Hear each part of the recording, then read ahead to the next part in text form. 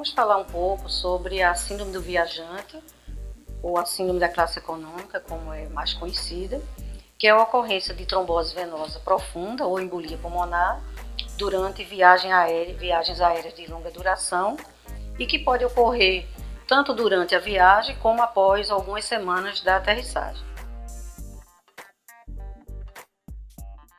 O risco de ocorrência dessas tromboses é maior naqueles pacientes que já apresentam anteriormente algum fator de risco para desenvolvimento de trombose. São aqueles pacientes que foram submetidos à cirurgia recentemente, pacientes com câncer ativo, mulheres que fazem uso de anticoncepcional, de terapia de reposição hormonal, pacientes obesos e aqueles pacientes que apresentam alguma doença hereditária que predispõe à formação de trombas, chamadas trombofilias.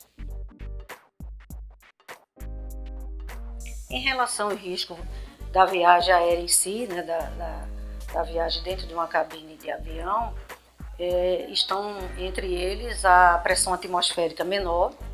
Isso pode dificultar a oxigenação da pessoa, que a gente chama de hipóxia. A baixa umidade relativa do ar, levando a um aumento da viscosidade sanguínea.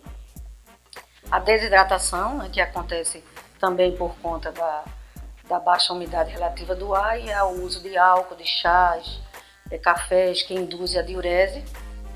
Existe também a pouca mobilidade das pessoas pelas cadeiras serem muito próximas uma da outra, evitando que elas se mexam o suficiente, principalmente aquelas pessoas que sentam na janela. A janela, que é bastante disputada por algumas pessoas, existe mais risco do que o paciente que senta na fileira do corredor, porque esse paciente ele tende a se levantar mais, ele tem mais facilidade de mexer as pernas.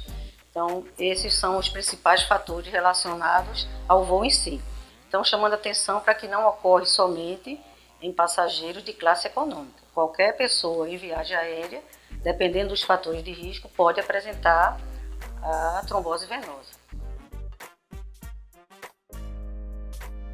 Em relação aos fatores profiláticos, né, aquilo que a gente pode lançar mão para minimizar o risco, estão desde orientar a pessoa a mobilizar mais ativamente as pernas, mesmo sentada no voo, fazer mais caminhadas durante o voo nos corredores, beber bastante água, e isso, o uso de meia elástica, que também é muito indicado, até a prescrição de anticoagulantes.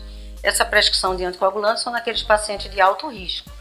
Então, cada pessoa, cada viajante deve ter uma avaliação individualizada pelo seu médico para avaliar o risco-benefício daquilo que se propõe a fazer como profilaxia e o risco que ela tem de desenvolver a trombose. Se você se enquadra num dos fatores de risco que nós comentamos para desenvolvimento de trombose, é interessante que consulte seu angiologista ou cirurgião vascular antes de uma viagem aérea prolongada, aquelas que a gente considera com mais de 6 horas.